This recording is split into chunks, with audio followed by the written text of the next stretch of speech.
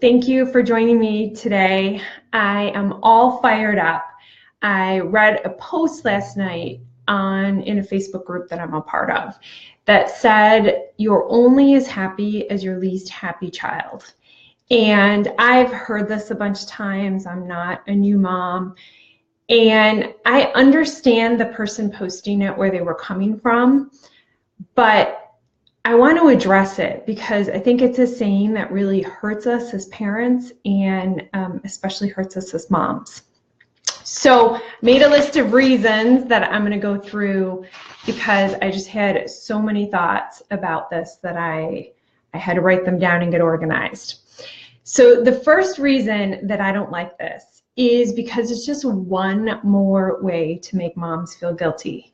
If by some miracle your child is unhappy and you manage to still be happy, then a saying like that makes you feel guilty. That, you know, if you were truly a caring mother, that you would be as upset as your child is. Okay, the second reason is, and this is a meatier reason for me, is when you are tying, this is the model that I teach all my clients over and over. It's up on my whiteboard behind me all day long when I'm working with clients.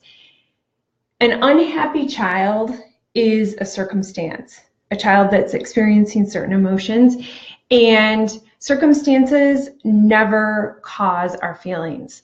Our feelings are caused by our thoughts about that circumstance.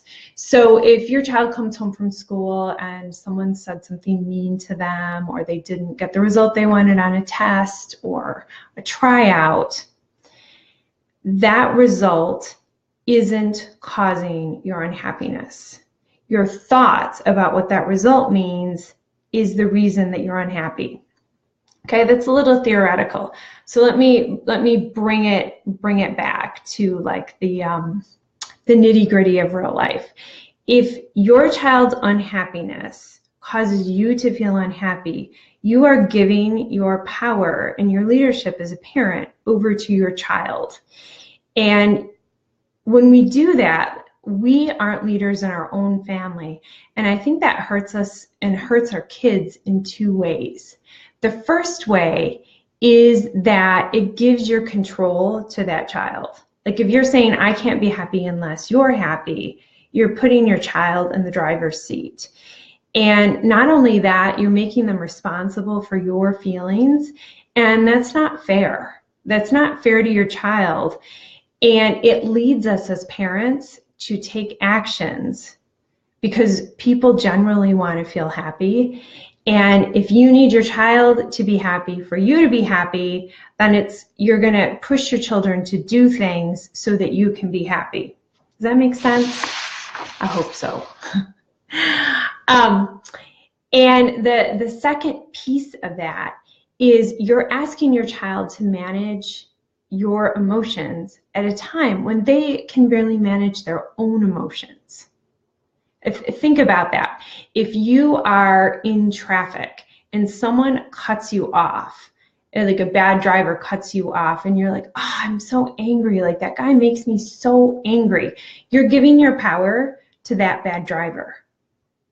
And especially as parents, we want to keep that power for ourselves, because it's only when you're in that calm, neutral place that you can actually help your child. That's the only time when you're going to have access to creative solutions to their problem, or to just be neutral so that they realize that they can experience their full range of emotion. There's nothing wrong with being unhappy or disappointed if something went wrong in your mind.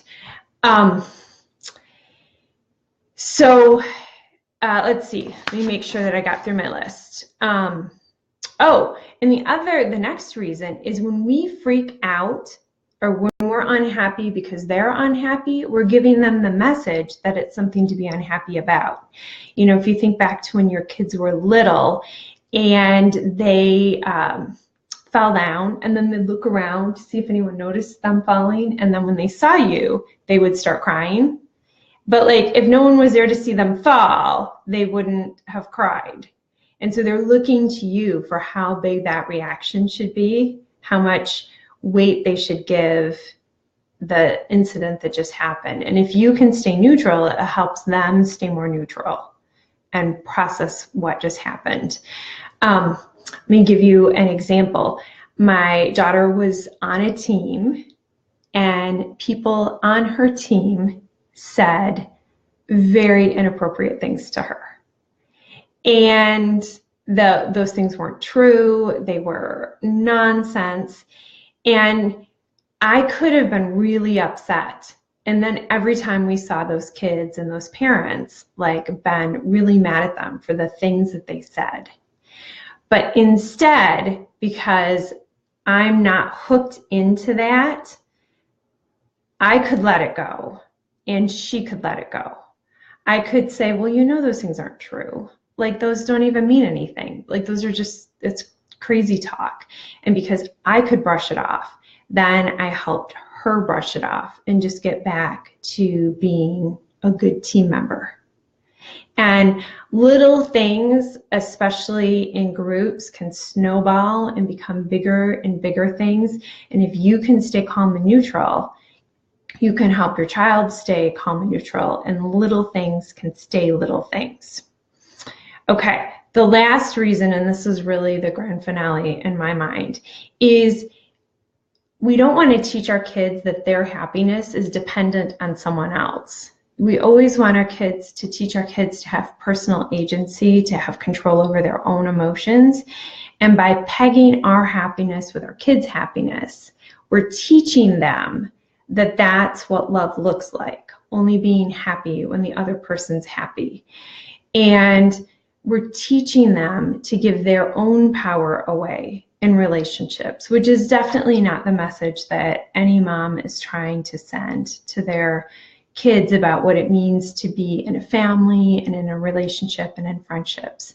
So let me know what you think. If you watch this broadcast, let me know what your own experience is with that saying, if you believe it, if you agree with me, if you disagree with me, and please share it. If you have a friend whose child is struggling and you want that to help them react with compassion without adding their own layer on top of it.